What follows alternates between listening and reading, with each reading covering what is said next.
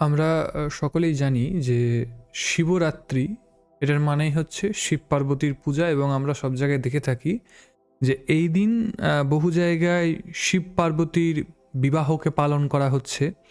কিন্তু আমি যদি বলি যে এই শিবরাত্রি এটা শিব পার্বতীর বিবাহ আদৌ নয়। শিবরাত্রির দিন আদৌ ভগবান শিব এবং মাতা পার্বতীর বিবাহ হয়নি।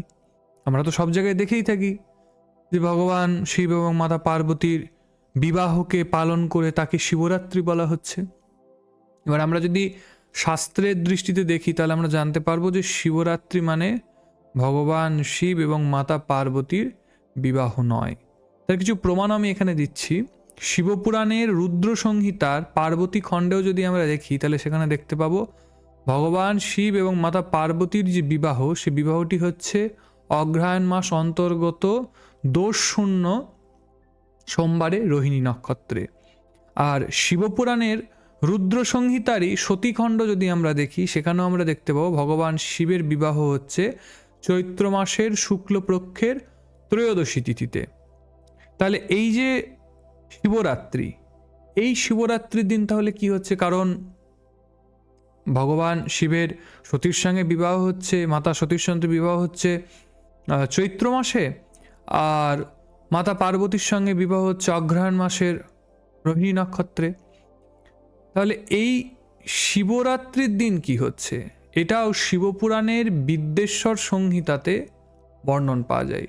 শিবপুরাণের বিদ্বেশ্বর সংহিতা অনুযায়ী শিবরাত্রির দিন ভগবান শিব ব্রহ্মা এবং বিষ্ণুর সম্মুখে অগ্নিস্তম্ভ রূপে প্রকট হয়েছিলেন। এই জন্য এই দিনটিকে ভগবানের লিঙ্গরূপে, নিষ্কল লিঙ্গরূপে প্রাকট্য দিবসও বলতে পারি। কারণ ভগবান শিব স্বয়ং নিজেই ব্রহ্মা এবং ভগবান বিষ্ণুকে বলছেন যে আমার এই যে প্রাকট্য হলো অগ্নিস্তম্ভ রূপে, জ্যোতির্লিঙ্গ রূপে, এই দিনটিকে শিবরাত্রি রূপে পালন করতে হবে। তাহলে আমরা দেখতে পাচ্ছি শিবরাত্রি মানে কিন্তু শিব পার্বতীর বিবাহ নয়। ওই দিন ভগবান নিষ্কল রূপে, লিঙ্গ রূপে, অগ্নিস্তম্ভ রূপে, জ্যোতির্লিঙ্গ রূপে প্রকট হচ্ছেন।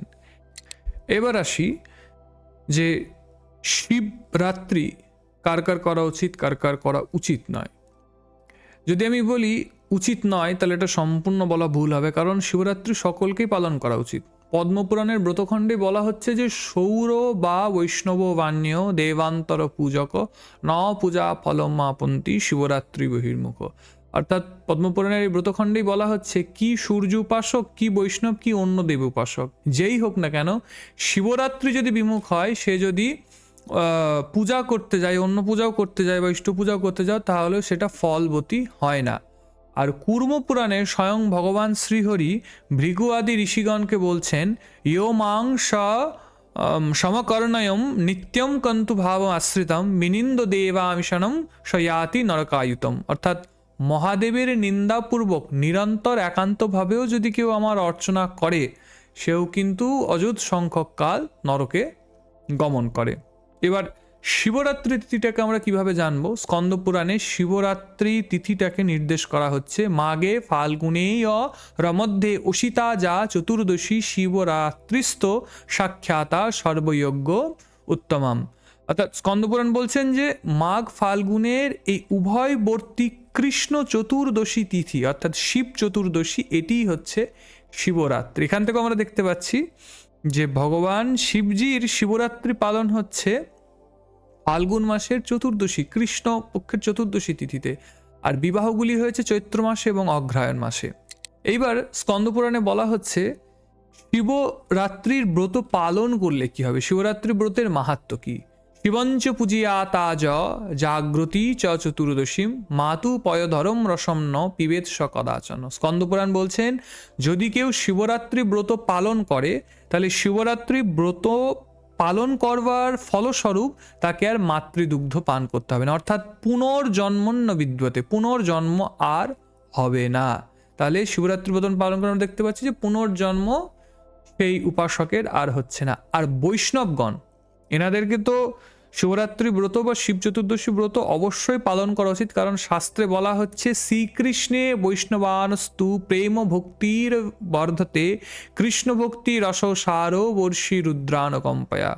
বৈষ্ণব হইয়া যদি শিবরাত্রি ব্রত পালন করা হয়, তাহলে হরিভক্তি রসের যিনি রাস মানে সার বর্ষী, হরিভক্তি রস যিনি প্রদান করতে পারেন, পরম বৈষ্ণব, যাকে ভাগবতে বৈষ্ণবানাম যথাসম্ভু, বৈষ্ণবের মধ্যে পরম বৈষ্ণব, শ্রেষ্ঠ বৈষ্ণব বলা হয়েছে, ভগবান শঙ্করের প্রসাদে সেই সাধকের মধ্যে, সেই বৈষ্ণবের মধ্যে কৃষ্ণ ভক্তি, হরিভক্তি আরও বর্ধিত হয়। তাই বৈষ্ণবকে তো অবশ্যই শিব চতুর্দশী ব্রত পালন করা উচিত। ভিডিওটি কেমন লাগলো অবশ্যই জানাও এবং সকলের মধ্যে এই তথ্যটিকে শেয়ার করো। আর চ্যানেলে যদি নতুন হয়ে থাকো তাহলে অবশ্যই সাবস্ক্রাইব করো, বেল আইকনটি প্রেস করে নাও, কারণ এই রকম নতুন নতুন তথ্য নিয়ে আমি তোমাদের কাছে আসতেই থাকবো।